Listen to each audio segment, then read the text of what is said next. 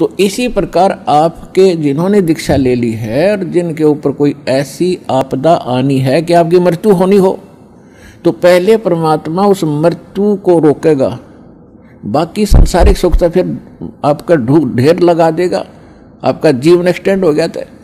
तो इस बात को आप ध्यान रखना, यह कोई बालकों का लेख नहीं है और इतने एक मनुष्य जीवन का मिलना हंसी खेल नहीं है।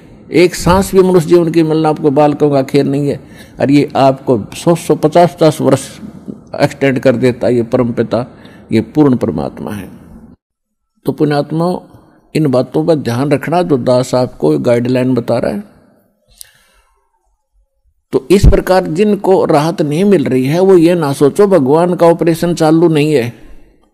आपके उन संकट निवारण के लिए परमात्मा उसी दिन सक्रिय हो जाता है जिस दिन आप इस ज्ञान को पढ़कर या ज्ञान को सुनकर और हृदय से पुकार लेते हो, परमात्मा हम आपके हो लिए, आपके बगैर मुझे कुछ दिखाई नहीं देता है।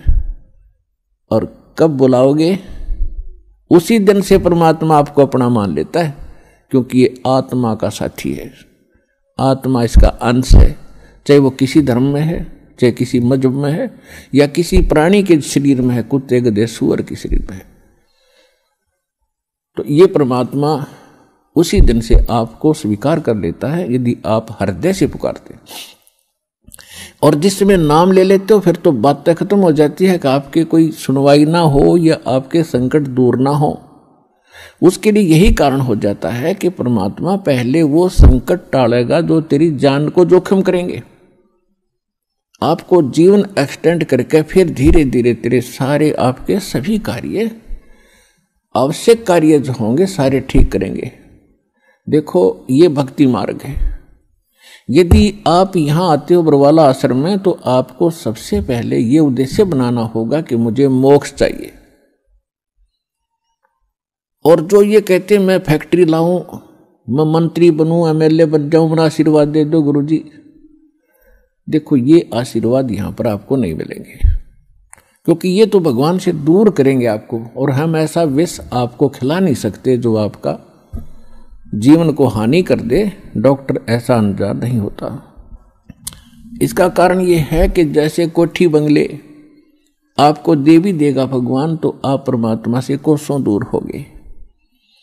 और फिर क्या बताते हैं, सर्व सोने की लंका थी वो रावण से रणधीरम, एक पलक में राज विराजी वो जम के पड़े जंजीरम।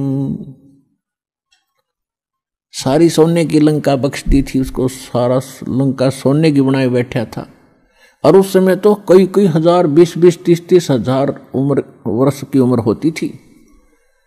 तो उसने त्याग को सोचना कोई बड़ी बात नहीं थी, कभी ना मरूं, 30-40 हजार वर्ष जीऊंगा, क्योंकि सतयुग में 1,00,000 वर्ष की आयु होती है। और त्रेता में भी स्टार्ट के अंदर 40, 50, 30 और लास्ट में कम हो जाती है। तो रावण के मन में ये खरपतवार पैदा हो जाना, क्या भी नहीं मरूंगा, ठाठ तो कोठी बना ली, दो कोई मंजिल की अटारियां बना रखी हैं। जैसे आजकल ये 20-20, 30-30 मंजिल के बनाते हैं मकान, वो तो 100 मंजिल के बनाए बैठा था, 200 के, इतना कुबद्दी था। और सारे सोने के, ईंट और गारा सोने की, लिपाई सोने की। और उसने भी ये सोच रखा था भी नहीं मरूं, ऐसा बक्कल उतरा, सह परिवार नष्ट हो गया। तो कहने का भाव ये है, परमात्मा कहते हैं कि क्या मांगो कुछ थिर न रहाई, ये देखत नैन चला जग जाई, 1 लख पूत 1.25 लाख नाती, उस रावण के दीवान बाती। परमात्मा कहते क्या मांगो, हमें बताते हैं कि क्या मांगोगे। रावण जितने धनी भी नहीं हो सकते, और ऐसे शक्तिशाली सिद्धि युक्त भी तुम नहीं हो सकते। और उसकी क्या दुर्गति हुई, और क्या मांगना चाहिए परमात्मा से। भक्ति दान गुरु दीजियो देवन के देवाओ, जन्म पाया भूलू नहीं करहूं पद सेवा हो। और फिर क्या मांगे, साईं इतना दीजियो जामे कुटुम समाए, हम भी भूखे न रहे, अतिथि न भूखो जाए। इससे अधिक मांगने की आवश्यकता नहीं।